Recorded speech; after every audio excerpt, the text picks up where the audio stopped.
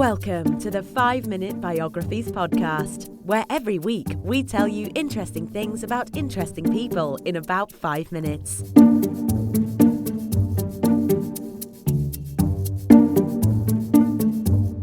And now here is your host, Wayne Armstrong. Hi, I'm Wayne Armstrong. Welcome to the 5-Minute Biographies podcast, episode 19, Pablo Picasso. Pablo Picasso was born in Malaga, Spain, on the 25th of October 1881. The Picasso part of his name comes from his mother, Dona Maria Picasso y Lopez. His father, Don José Ruiz Blasco, earned a modest living as an art teacher and occasional painter at the School of Fine Arts and Crafts in Malaga. After being offered a better paying job, though, Don José moved his family to La Coruña, where Pablo entered the city's School of Fine Arts in 1892. The family increased by 2 more children. Dolores was born in 1884 and Concepcion in 1887. Although a talented student at the school, Picasso received much of his significant training from his father. When his father received a professorship at La Doña of the School of Fine Arts in Barcelona in 1895, the family relocated again, and 14-year-old Picasso passed the entrance examination for an advanced course in classical art and still life at the school. His work was said to be better than those of senior students completing their final exam projects. By 1896, Picasso had produced his first major academic oil paintings. With family funding, Picasso was able to continue studies in Madrid, where he passed entrance examinations for advanced courses at the Royal Academy of San Fernando. He spent much of his time at the Prado Museum studying and copying the old masters. In 1898, though, Picasso contracted scarlet fever and returned to Barcelona, and then a mountain village, Horta de Ebro, to recover his health. In Barcelona, Picasso began spending time at El Catregat, the Four Cats, a cafe frequented by artists and intellectuals. Immersed in the avant-garde world of Barcelona, Picasso's art future began shifting from classical art toward the innovative work that would one day define him as the father of modern art. Picasso also began travelling between Barcelona and the acclaimed centre of avant-garde art, Paris. He is described as having had the technique to appropriate any style and the insight to know which styles were important. But he was not merely copying the pictures of already established artists. Picasso absorbed the elements of other techniques but added his own unique touches and perspective. Picasso explored many styles and quickly moved through artistic phases. One picture, completed in 1901, was reminiscent of Van Gogh's style of expressionism. Another was in the manner of pointillism. He would also begin to create series of works that would eventually be classified as periods. The Blue Period was considered Picasso's transition from classicism into modern abstract art. It also was reflective of deeply personal loss. Picasso's close friend, Carlos Casagemas, committed suicide, and Picasso expressed his sorrow and melancholy in the pictures he created between 1901 and 1904. Images symbolising blindness, loneliness, poverty and despair dominate the canvases of the Blue Period. The pictures are executed in near monochromatic shades of blue and blue-green. The subject matter is typically sombre, some with images of Carlos integrated into the overall theme of the painting. The depression that filled Picasso's Blue Period diminished, and his works of the Rose Period emerged from 1905, represented by warmer and happier colours. It would be during the Rose Period that Picasso acquired patrons, including Gertrude Stein and her brother Leo. It also marked the beginning of financial prosperity that would increase over the remainder of his life. Period would follow period.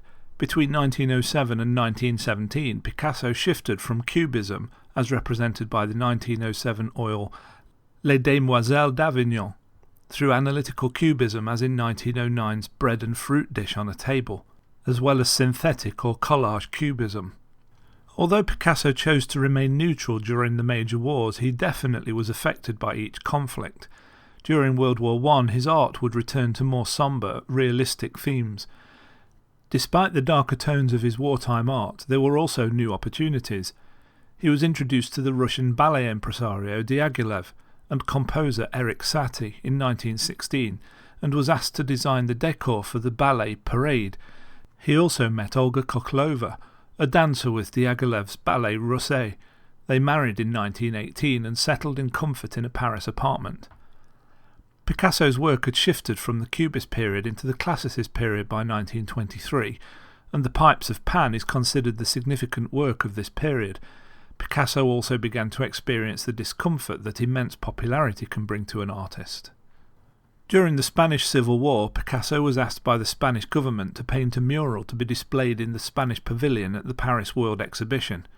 He created a gigantic mural, Guernica, considered to be one of the most significant paintings of the 20th century. Interestingly, Picasso refused to allow it to be moved to Spain following the World Exhibition until fascism came to an end there. It remained in New York until its transfer to Spain in 1981. Picasso never stopped working. In addition to his paintings, he was also a sculptor, ceramicist, stage designer, poet and playwright. He was a media celebrity, recognised for his art, and had many mistresses as well as 2 wives, and 4 children from 3 different women. Picasso was in a seemingly constant mode of artistic experimentation and work. Even into the very last years of his long life, he produced an astonishing amount of work in a wide mixture of styles.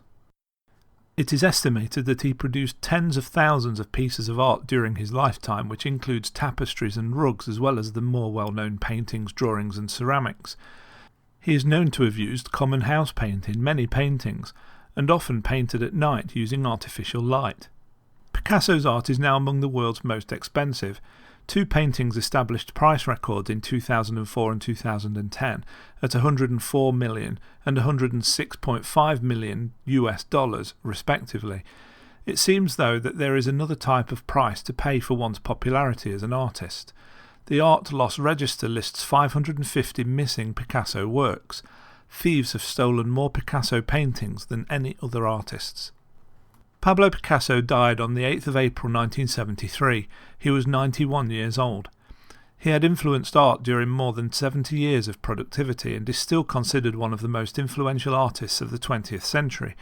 Although art critics and devotees speak of Picasso's style, he described his style as follows: "When you come to think of it, I am probably a painter without style.